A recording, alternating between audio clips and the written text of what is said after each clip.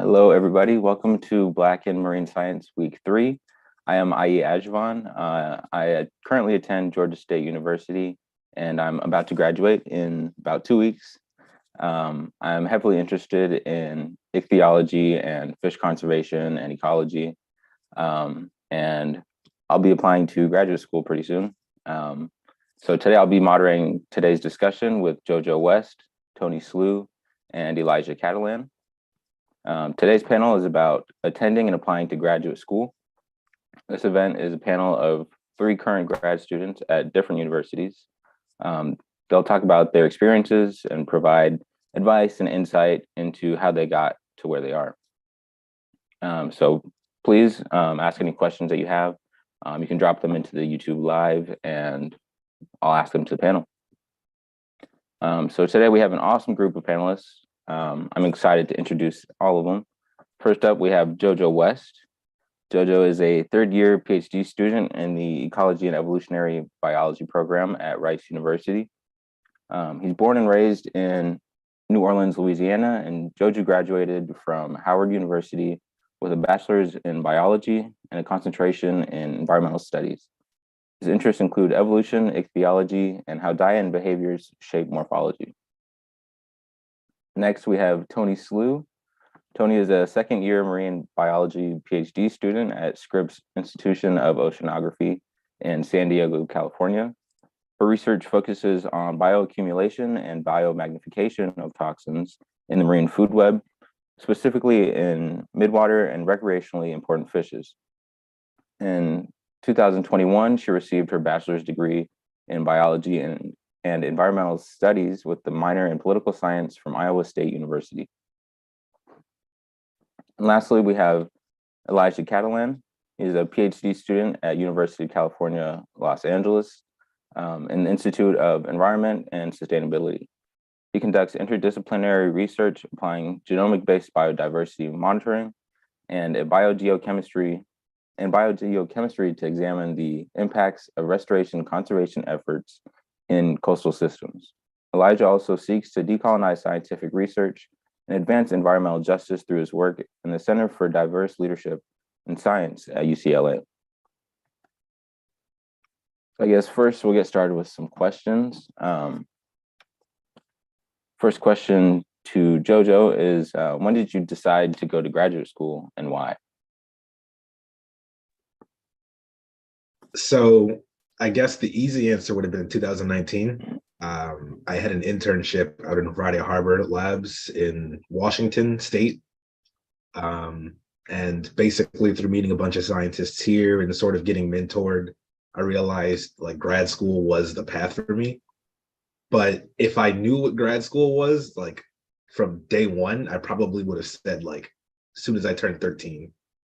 Like I always wanted to do science, but I didn't realize grad school was sort of a path into a career in science until I was at this internship. Basically, the world didn't exist before then.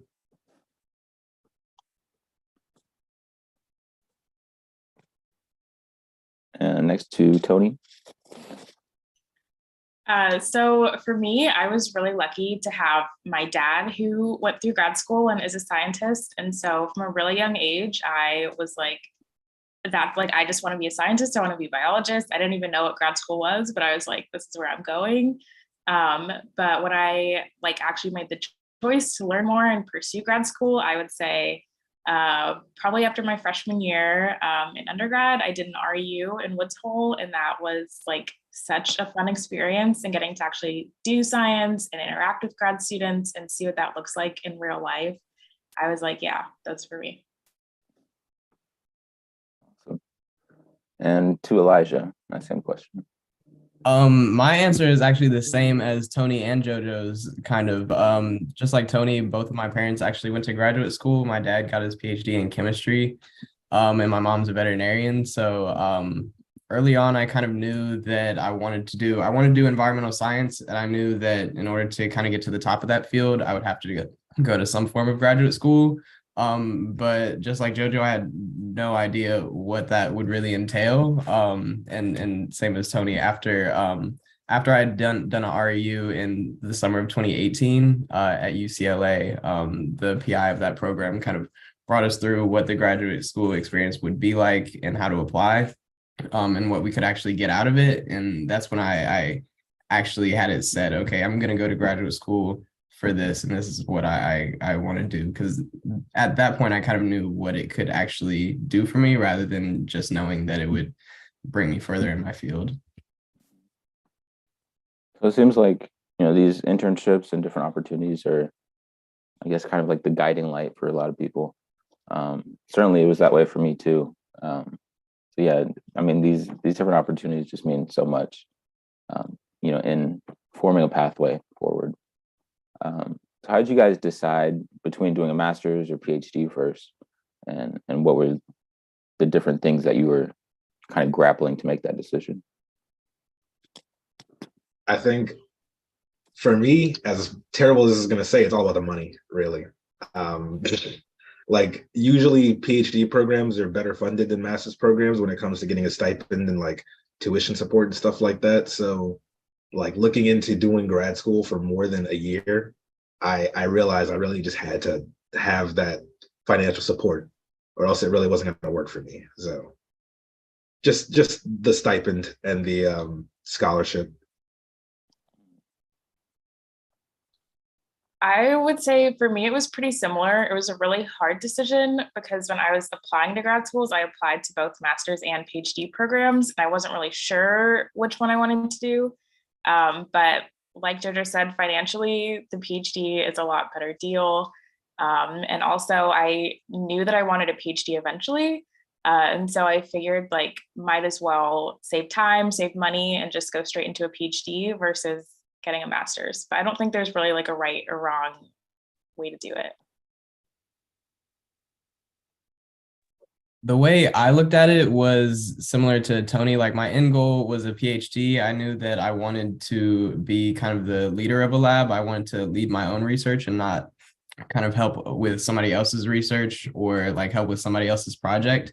That's kind of the difference between a master's and a PhD. A master's is like really great training for you to like do a job in a field, but a PhD teaches you how to solve problems and lead groups of people to solve that problem. So that's kind of the training that I wanted. So I knew that I could probably just skip the master's and go straight to a PhD. Although, like Toni, I did apply to both master's and PhD programs. There are some master's programs that will pay you. They're hard to find, but they exist. And those are kind of really good training to get you ready for a PhD if you're still not certain what you want to do. For your PhD, that can be like a hard commitment. It's 5 to 6 years of one topic that you might not be certain what you want to actually study. So a master's can be good training for that. And a lot of graduate programs will kind of look towards master's students as people that know what they're doing and are prepared. But coming straight out of undergrad is also quite all right to go for a PhD. It's what I did, and I think Jojo and Toni did. So that kind of brings me to my next idea is that, it's in this field, there's so many different pathways and different things to look at and analyze. So how did you guys kind of find specifically what you wanted to study for your PhD?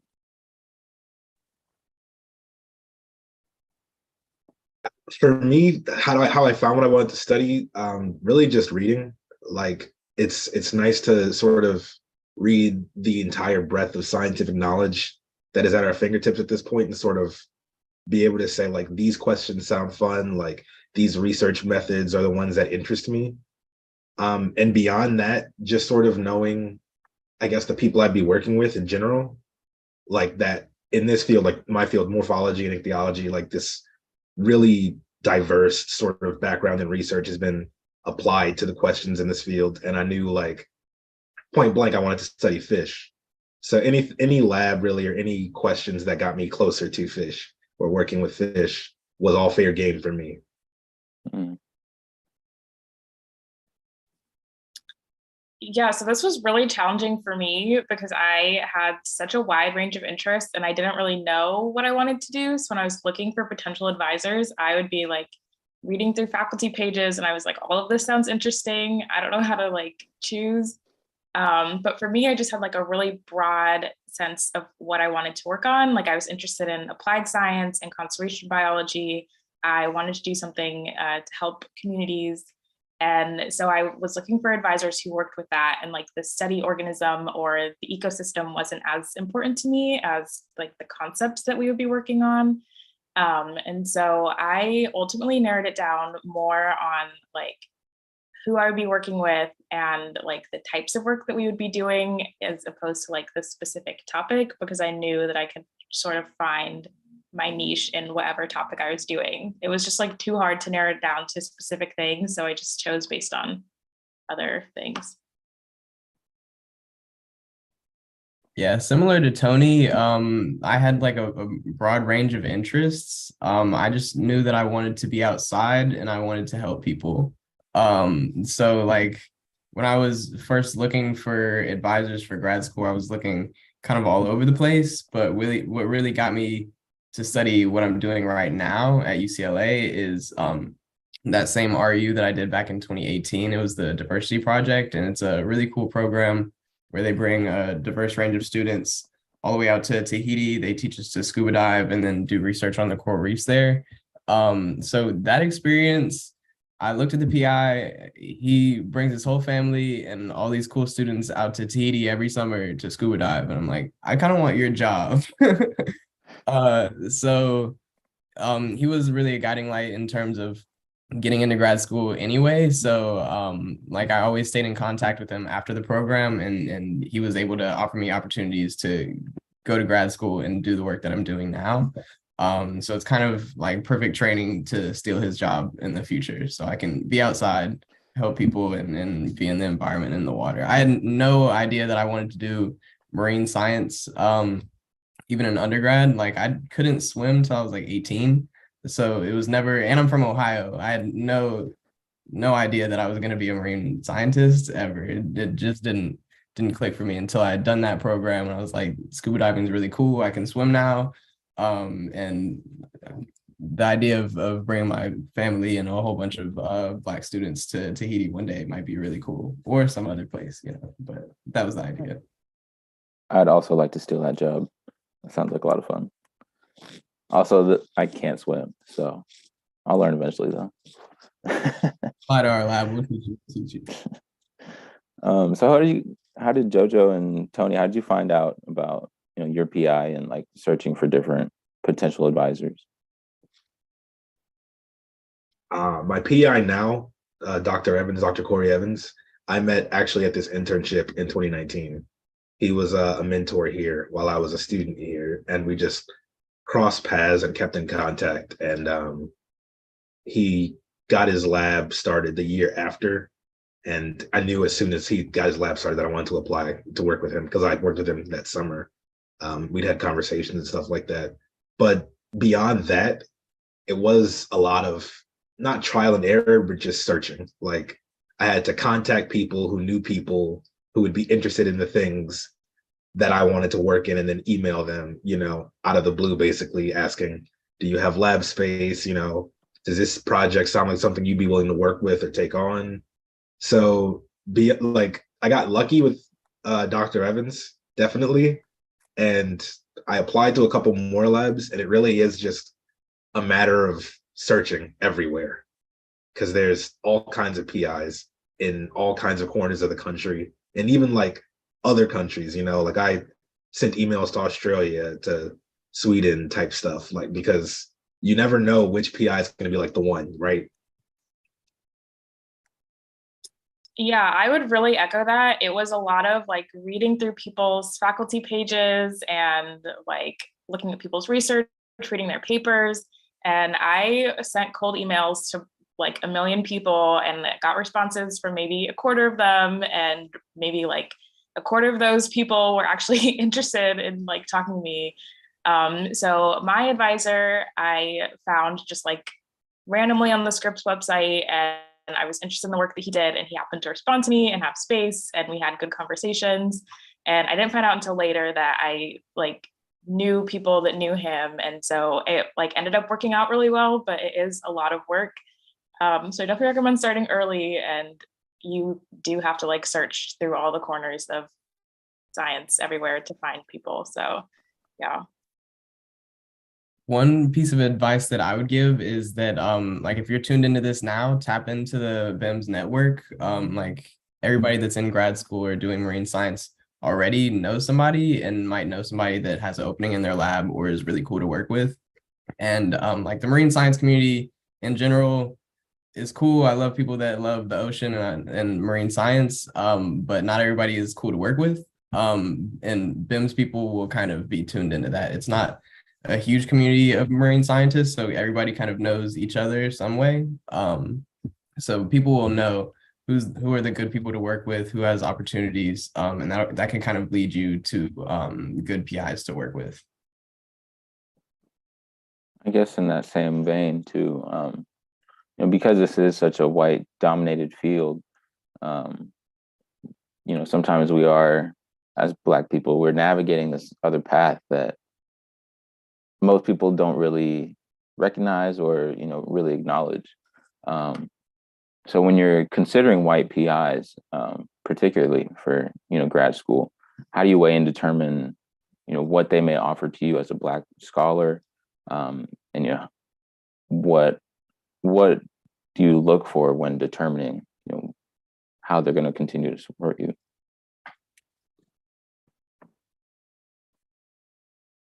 For me, this one was tough because I went to an HBCU for undergrad, so I was kind of used to like Black scholars and being around Black scientists pretty much 24/7, and so I knew like there was a certain level of tolerance for non-Black nonsense that I had lost over the course of those 4 years.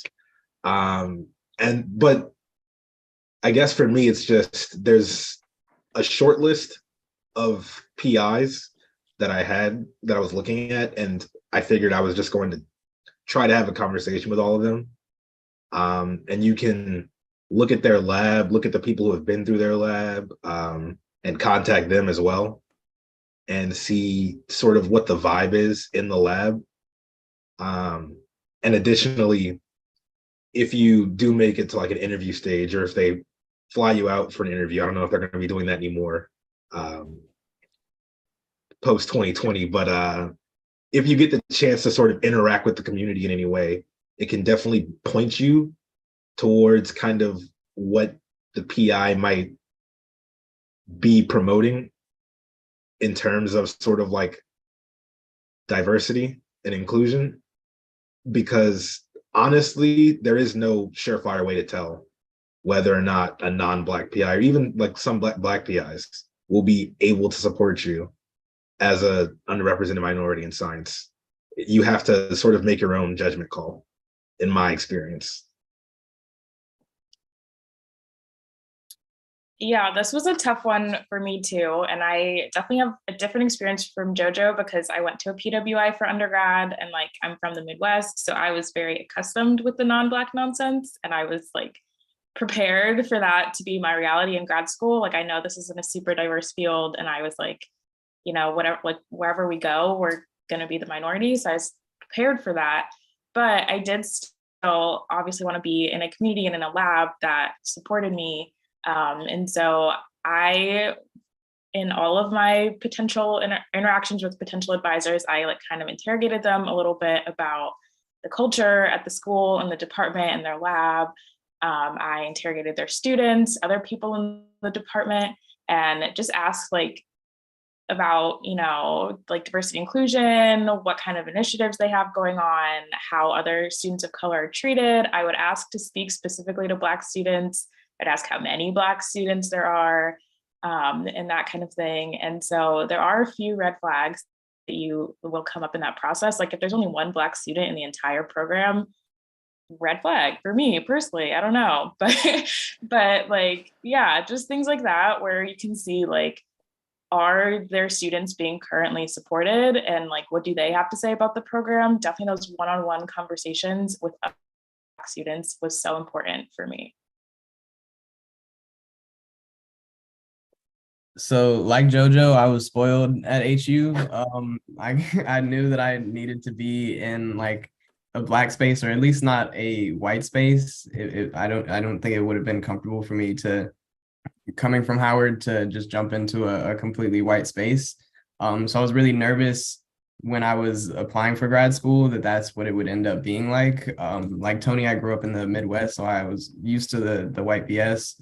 But like I wasn't tolerating it anymore. I didn't want to be in those spaces anymore after being at Howard. And kind of all of my like undergrad research experiences were typically like things that were dedicated to diversity. So I wanted to work with like a PI that did something similar. So luckily I was able to find a PI through this REU, and I'm actually co-advised. So I have two PIs, but both of them like have programming that's dedicated to diversity. Like one of my PIs, his entire lab is filled with students of color. So I was really able to find a space in that. And I think that's kind of part of my mission as a marine scientist and as a scientist in general, is to continue like building spaces for us and not just trying to like make a space in a white area, but like create our own space. Even within like UCLA, we can create community by sticking together and just focusing on doing stuff for our own community.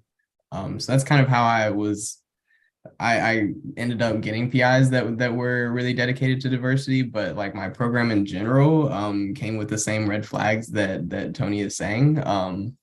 I started grad school in 2020, so it was like right after all the George Floyd incidents. All of the like departments had at least like once letter that all the students wrote, like talking about diversity and bringing up all their issues. And actually my own department that I joined, or that I was joining at the time, they had writ a letter to the director due to diversity issues or tokenism that he had been doing against the one Black student that was in our program. So I had spoken to her and kind of gotten the rundown. So I definitely recommend like talking to all of the Black people that are in the programs that you're interested in, or in the labs that you're doing, so that you can kind of know what the deal is and know what you're getting yourself into, and that you can already like build that community in space together, regardless of, there's always going to be some types of red flags in this field, just how it is right now, but we can definitely build community so that we can be more comfortable and make a better space for more people coming in. And Elijah, with the UC strikes that are going on right now, do you feel like overall that your department or your lab specifically are, trying to help support students in that fight? I would say that the department is very mixed. Like the UC itself has not been very communicative with PIs as to like how protected they'll be and what their response should be. So all of them have kind of been divergent. Everybody's kind of worried about getting their work done. So like it really will depend on the professor in terms of the types of support that they're like willing to give during these strikes, which is really tough. Like if you're striking and not going to classes, some professors have tried to retaliate, like saying that you'll get an incomplete on this if you don't show up to class. But collective power does work. So like I have a class tomorrow where we're supposed to give like 8-minute presentation, but all of the students in the class, we're all graduate students, so we're all striking. We have a group chat, so we said this is what we'll do, and if he's not with it, we'll have to protect ourselves using our collective power. But at least my PIs are very understanding about the strike and supportive. So like they canceled all of our meetings and they're like writing things through the Center for Diverse Leadership in Science to communicate like that they're in solidarity with the strikes. But it has been very mixed and hard to navigate if you're not communicating with your fellow grad students. And for all of you, when you're considering a place to apply for grad school, what factors did you consider? Like, was it location or the school itself, or like that grad community that's already present? So for me, Proximity to home was a big deal. I can't really stay away from New Orleans for too long, and being in DC was too long. So I knew it was going to have to be somewhere close to the South, somewhere I could get home easily. So Houston was definitely a big plus on that, but it wasn't like the end all be all. Community is huge in grad school. Like if you get the chance to visit the school that you are applying to, are people having fun there? You know, like do you see the students in the department talk to one another, talk to students outside their department? You know, like are people walking around with smiles on their faces? That's honestly the best indicator for whether or not you're going to have a good time in grad school, because being in grad school is more, it's basically, you know, a job. So you're going to spend a lot of your time on campus or around campus. And if you don't have anything to do like that is good for your mental health, it can become a very, very quick like black hole for your sanity. So making sure that your students around seem supported, you know, that they're getting work done, but also have time off, you know, time to enjoy themselves and be people and not just employees. Definitely like the biggest thing I was looking for in grad school. I would say that was the same for me. Like the culture of the department was so important to me because I didn't want to be in one of those programs where you're expected to work like 60+ hour weeks and you can't have a life and you're just like miserable and tired. And like, I know those exist and I've seen them in my grad school application process. And so I really didn't want that. And the thing that I really loved about Scripps is that like the grad students just seemed like they were having fun and they liked being here. There was like a community amongst grad students that like people were friendly towards each other. And I really wanted that. And then also location was important to me. Like San Diego was a really fun place to live. And coming from central Iowa, where like 6 months out of the year, it's too cold to leave your house and like there's not much going on. Like I really wanted to live somewhere that was warm and fun and you can like go to the beach and go hiking and like do all of these fun activities outside of school so that you can still have like that work-life balance. So that was really important. And then also proximity to family. Both my brothers live in California. And so I wanted to be like if I was going to move all the way like out of the Midwest away from my parents, I still wanted to have like that sort of like semblance of being close to home. So yeah, those are my big 3 factors. I would definitely echo what Jojo and Toni are saying. Location and community were the biggest factors for me when I was looking for grad schools.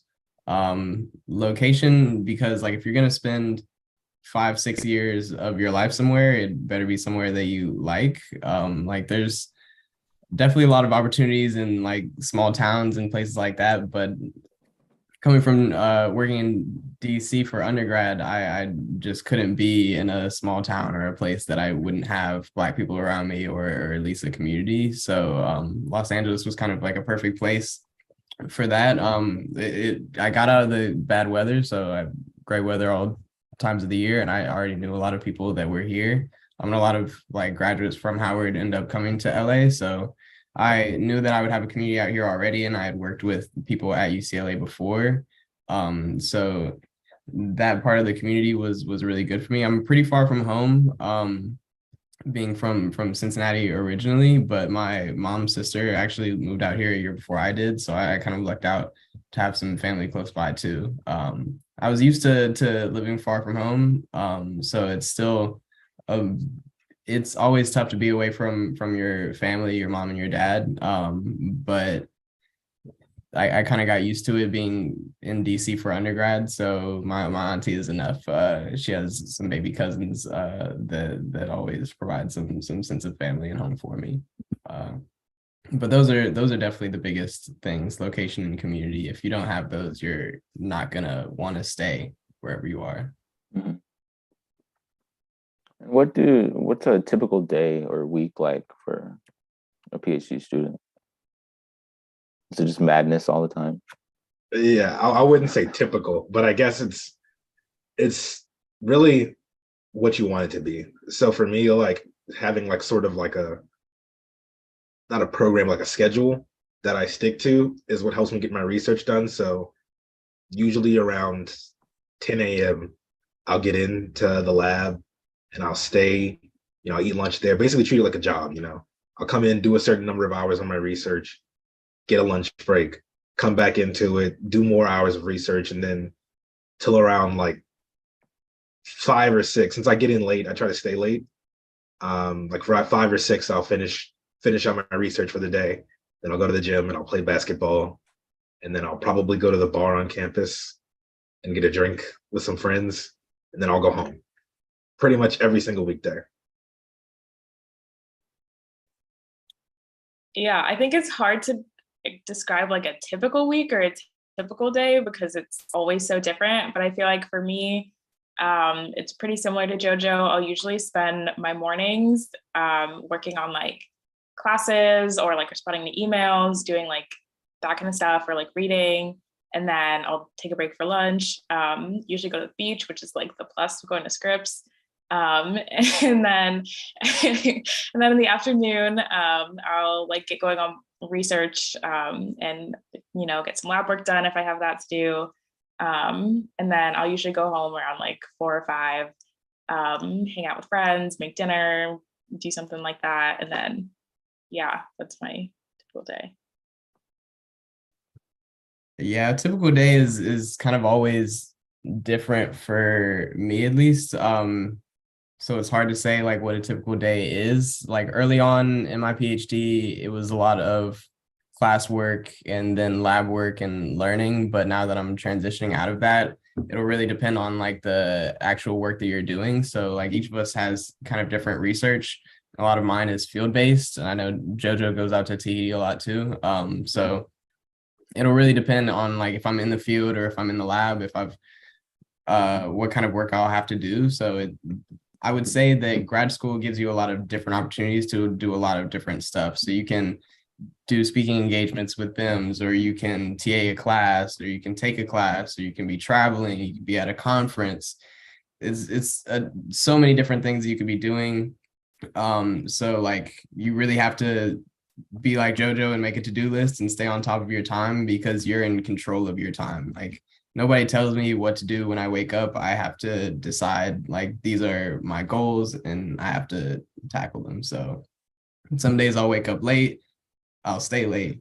Some days I'll wake up early and I'll try to get out early, but you really have to have good time management because like nobody tells you when you're gonna end or when in your whole program. So you have to kind of stay on top of your tasks so that you finish on time.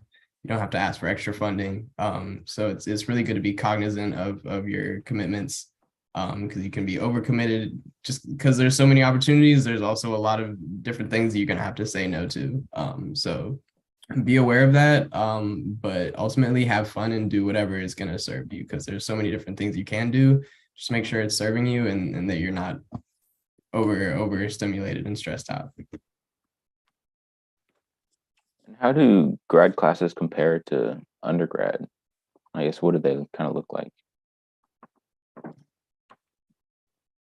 Rice is a little different. We're definitely like less focused on coursework than most grad schools or schools, period. Like we take maybe 2 or 3 courses a semester, and that is their topics courses for the most part.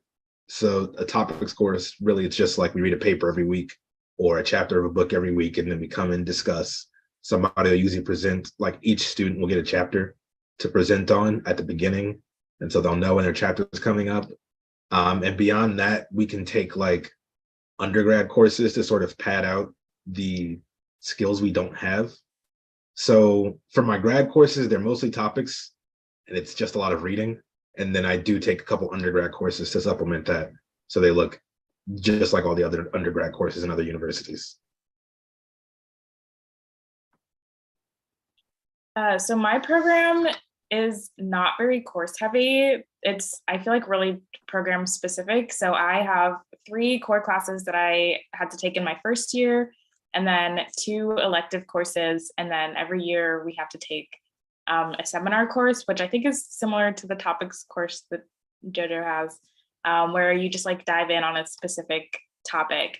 So yeah, I think it kind of like depends on what department you're in, but for our classes, they are structured usually pretty similarly to an undergrad class, at least for those core classes. And I would say the material is like more in depth, but it's usually a pretty similar like class structure to what you'd be used to. I would say the main difference for me is that people don't really put as much emphasis on grades in grad school. And so that was a big transition for me because I was like very much the nerd who's like really cares about her grades. And so sitting in a class and having your professor tell you, like, I do not care about your grades. If you put in the work, you'll get an A. And that's what it is. I was like mind blown. Like I did not know how to like compute that. And so, yeah, I think that was probably the biggest difference for me is just realizing that it's not grades, it's about what you learn. You put in what you get out.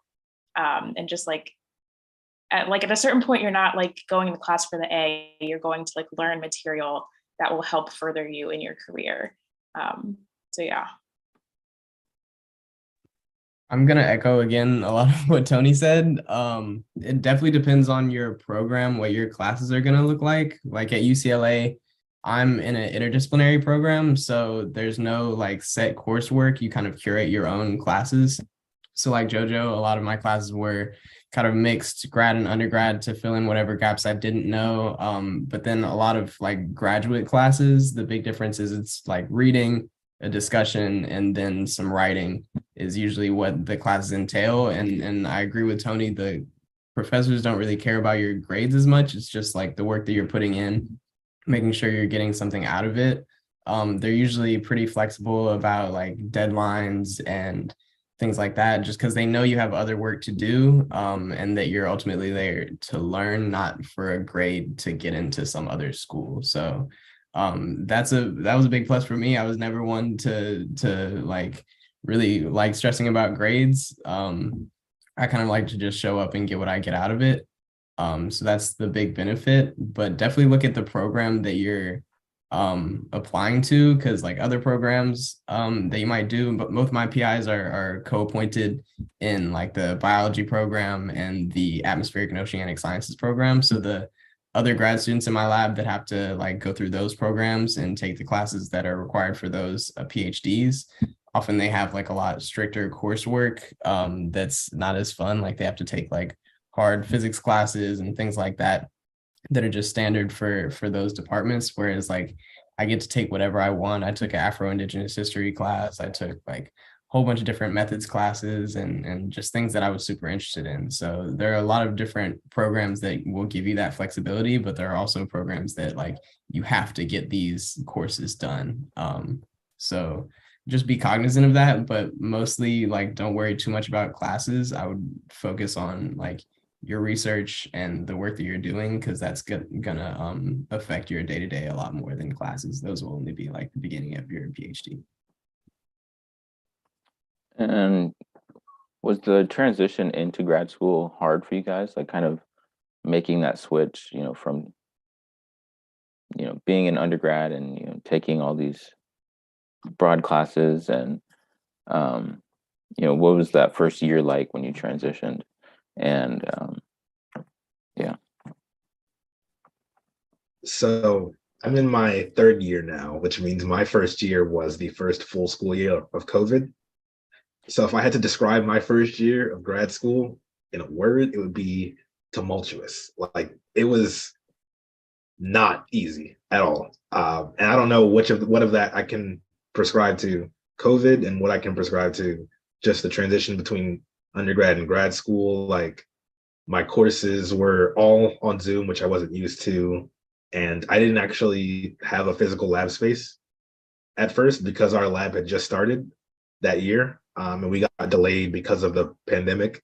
Like the schedule for having it completed, the actual construction of the room was just not completed because of the pandemic. So a lot of my first year was sort of me and my advisor together fighting every single issue at once, like not fighting, but like, I guess like, working with the department to get research done without a lab space, working to get the scanner we needed to, start basically the whole fundamental question of our lab, working with the one other person in my cohort to figure out how we were going to sort of enter this community that had been pre-built, before the pandemic, and then everyone sort of went into a bubble.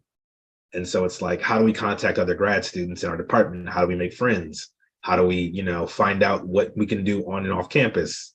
It was a lot of, new city, new friends, new school. It was just basically getting thrown into the deep end. I survived, obviously, but like that first year was definitely a rocky road.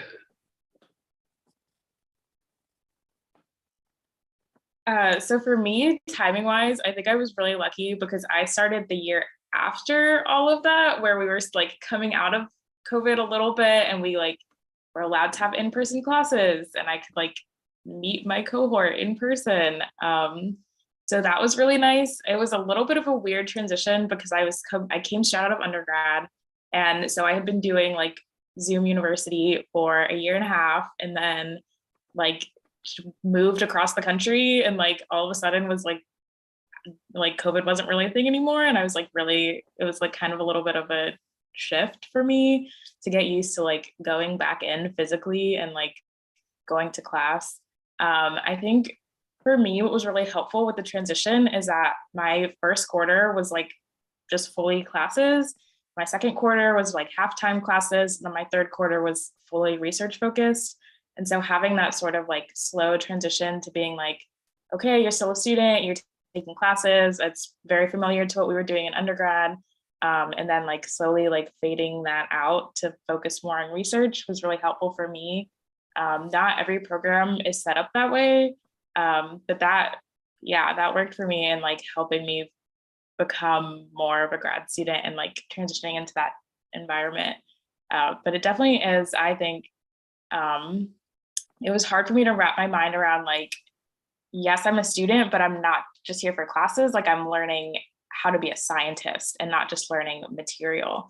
And so that like, there's a lot of other things you can learn outside of class and outside of just like methods where you're learning like how to purchase things or like how to design an experiment or like how to manage people and like be in charge of people. And so all of that I think has been a big transition for me of like being in charge of a project and figuring out how to do that. Yeah. Jojo said that his first year of grad school was like being thrown in the deep end, and I would totally agree. But if you're interested in marine science, you got to know how to swim. So I had hella trouble learning to swim because I would always freak out in the water. I was too scared of drowning. But when I did learn to swim, I realized that like I had to be calm and I had to just think through what I'm doing and know that I'm in control and that I can do it. So like my first year of grad school was in COVID. I felt like I was thrown in the deep end. I came straight out of undergrad, so like a lot of PhDs come like after having years of experience. So like I was the youngest in my cohort. Most of them were 30. Some had kids. So now I'm in this room at the table with all these people that are not like me and like just on paper look way more qualified and just ready for whatever they're doing. But what I had to realize was that like they wouldn't have accepted me if I wasn't prepared already. And if I couldn't do it, that's like the whole application process, the interviews and meeting all these people, they saw in you that you could do it. So I had to take a deep breath and just float and start to swim forward because I if they believed I could do it, I probably could. And I ended up being just fine. So I would say that like your first year of grad school, you're going to be nervous. You're going to have to do completely new things and develop new habits. But as long as you're open to that change and that growth, you'll be fine. People have done it before, so you can too. And what kinds of support did, I guess, your institution or your PI give you, during that first year to help keep you afloat?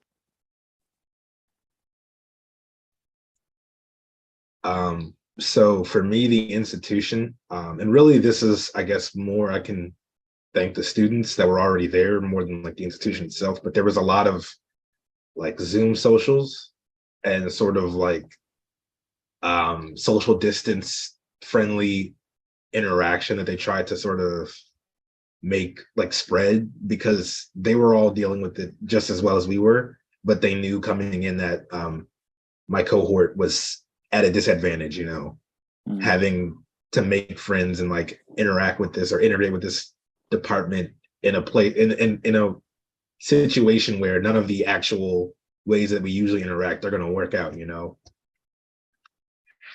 So beyond that, it was just like a lot of paint and pine nights, outside. Everybody's sitting very far away from each other with masks on, but we're all like talking to one another and stuff like that. And a lot of meeting people on Zoom for like happy hours and stuff like that. But the department did really well in terms of sort of getting us to interact with one another.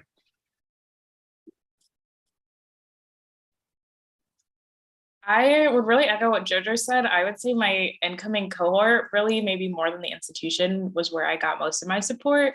And all of us coming in, we were like planning social events and all of that stuff. So it was really easy to like, make friends and like find other people who are going through the same thing and like understand you. And so that's really nice. The institution, I feel like a lot of like it was weird coming in during COVID because a lot of the support that you would have gotten as a first year student, you like couldn't really get because they weren't holding events and it was just a weird time to transition in. But I would say now they're making up for lost time. And so we have like a weekly seminar with our cohort where we like learn about resources at the university and they give us free food, which is always nice. And so yeah, like things like that where the institution will like plan events that help us kind of get more acquainted with each other and with resources and that kind of thing are always really nice. And then my advisor, I would say kind of same deal, like social events with the lab, and he's always been really available where like if I'm stressing about something, I can just like call him or text him and he'll like answer usually pretty fast and like help me work out whatever I'm struggling with. So Yeah, it was definitely tough to get all of like the same support that you would get like outside of COVID my first year. And I hated Zoom, so like going to Zoom socials just wasn't something that I was very like hip to doing. But always going out and meeting people is something that's like important to do, especially when you're new to a place. Meeting people is really important. I would say that like the thing that's going to help you most in your career is mentorship. So finding mentors from a lot of different backgrounds and a lot of different career levels is really going to help you, especially when you're starting grad school. Older grad students are key. They have done the methods before. They're longer in their program. So they know what they're doing a bit more than you. So definitely like reach out to them or get as much advice from them as you can. I definitely shout out to Tanner. He's the older student in my lab about to graduate, but he taught me most of what I know. So I kind of have to thank him even more than my PI sometimes for helping me through. Also, one thing I would shout out is the University of California has a program called Academy Noir. It's free counseling and therapy for Black graduate students. So that also helped me a lot during COVID. Just having that resource is something that I would highly recommend tapping into if you haven't. And, in those times where you are really stressed and probably overwhelmed, trying to juggle tons of different things, at what point, like, what is your cue to kind of just take a breath and step back, and what prevents you from burning out and continually, overloading yourself? I think I mentioned for me that I try to play basketball pretty regularly.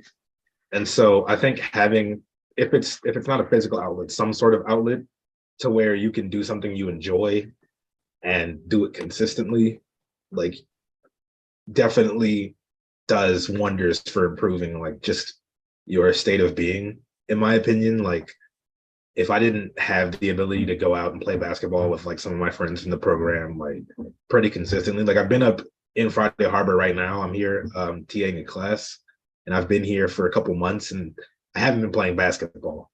And it's not like, it definitely, I recognize sort of the difference between me with and without basketball, because that is like my safe place, for lack of a better term. It's on the court, I can sort of get out, stress, anxiety, and just sort of achieve something outside of, research, because you're not always going to be seeing the results of like, your research. You're not always going to be sort of having a positive outlook on the work you're doing.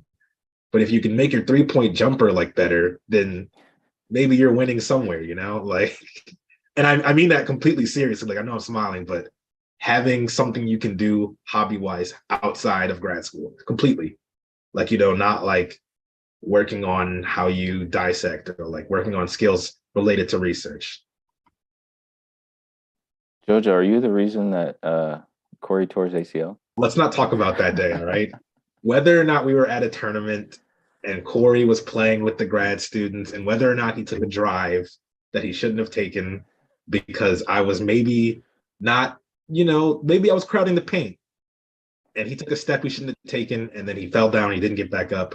We're not going to talk about that, actually.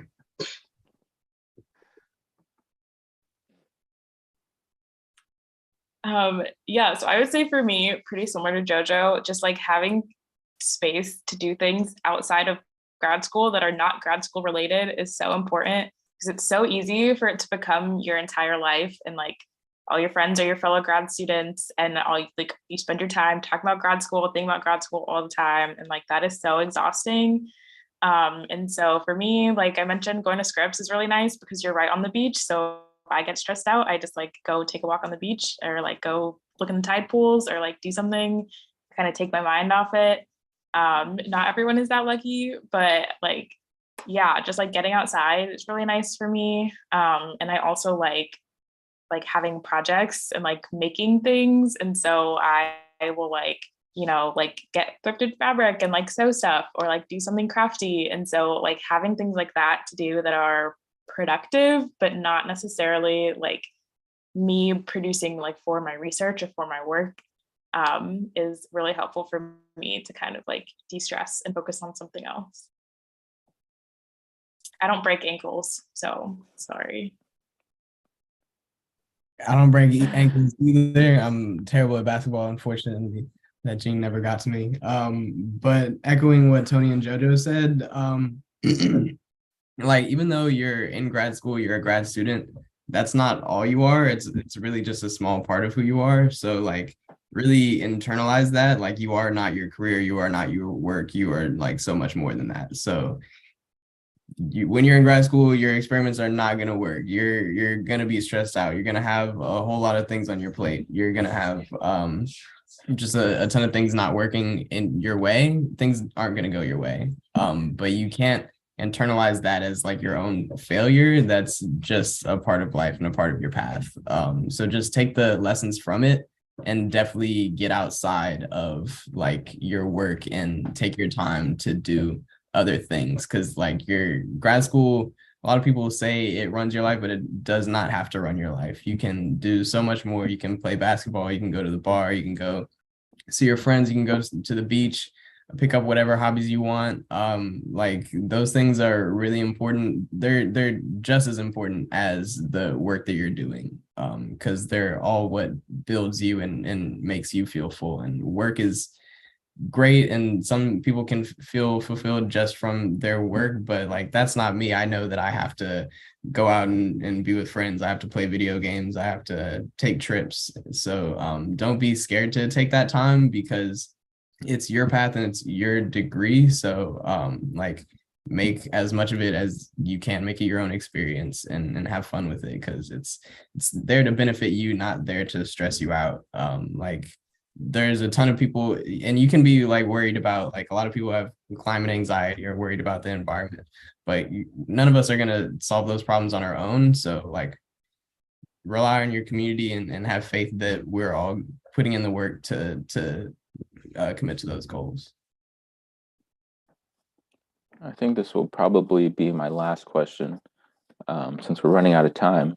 But if you have one solid piece of advice to give to students that are, looking for grad schools or about to apply or still figuring out, if this is the right path for them, what would that one piece of advice be?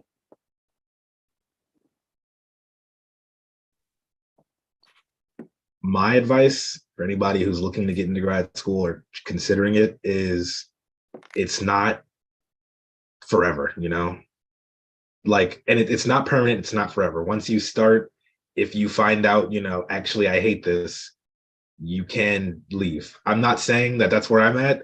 I'm not saying that you should definitely like panic and leave at the first sign of like distress. But like at the end of the day, I think knowing that this isn't going to be my life forever and that any moment that I want to, like if I really just have had enough, I can end it and like do something else because I've already graduated undergrad, right? Like having that knowledge will make you so much more, I feel like, confident in yourself and secure.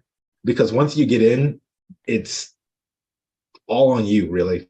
Like the department has basically, by accepting you, let you know that they believe in you, And even if you wind up not succeeding, they believed in you to the point where like, they were willing to take that chance. So I feel like getting into grad school in and of itself is an achievement you should be proud of, regardless of whether or not you wind up finishing.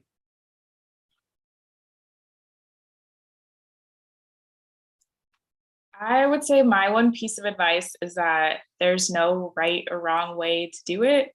Like whether you get a master's and then a PhD, or you go straight to PhD, or you stop at a master's, or like coming in straight from undergrad versus taking time off, or like even if you're in grad school, like even within my cohort, people do things very differently. Some people work all the time, some people work, less time. And so just like whatever works for you is the right choice for you. And it's really easy to get stuck in like comparing yourself to other people or like other people's paths and feeling like maybe you're doing something wrong because you're not doing what this person is doing. But that's really not the case. Like if it works for you, it works for you. It's your life and like it's your grad school experience and you're the one who has to get what you can out of it.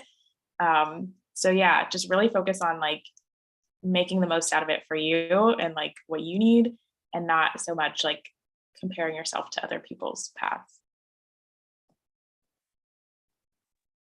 Yeah, definitely don't compare yourself to others, but do talk to people. That's the advice that I would give, is that like if you realize that everybody is on their own path, you realize that there's so many different paths that you can take and that people have already taken. So if like a path has been tread before, people can help you to like align yourself with that path or forge your own. And really like the best way to like get through your career is some form of mentorship and community. So make sure you're talking to people. Like if you're watching this, like reach out to probably anybody on this YouTube live is willing to like have a conversation with you and take hours out of their day. So like reach out to the BIMS network and talk to people, because like that will give you a sense of community and belonging and teach you like what all the possibilities are so that you can forge your own path and make the best of it, like Toni said. Awesome. I want to thank everybody on the panel for joining today, as well as everyone for tuning in. I think this was a really good discussion, and it gave me a lot of insight too that I didn't even realize I was really missing. So thank you for that. If you want to follow our panelists on social media, you can follow Jojo on Twitter at Krillmonger, KRILLOMONGER. You can follow Toni on Twitter as well, at SLEUGH of Science. And you can email her as well at tsleugh@ucsd.edu. And you can follow Elijah on Instagram at Elijah_Maseru, Maseru on Instagram, or you can find him on LinkedIn just by searching his name. So be sure to tune into more Black and Marine Science events this week. Up next, we have So You Think You Can Email at 1 p.m. today. So please be sure to tune into that on BIMS TV.